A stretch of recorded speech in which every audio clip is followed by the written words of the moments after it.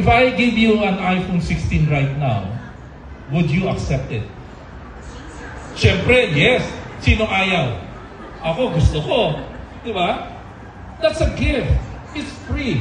And God is saying, I'm giving you, my son, a priceless gift for each one of you, to offer you, to give you eternal life, to spend my life, your life with me. This is what God is offering us right now. And so, may I invite each and every one to bow our heads. And as we bow, God is asking you to have a relationship with Him. Jesus is saying, come to me and receive me as your Lord and Savior.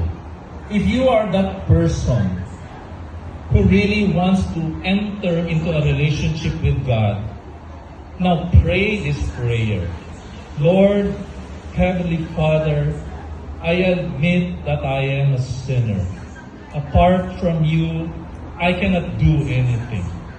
So Lord Jesus, thank you for what you have done in the cross. I receive you as my Lord and my Master. Take over of my life. Be my Lord. Be my Master. And for all of us and the rest of our activities, I pray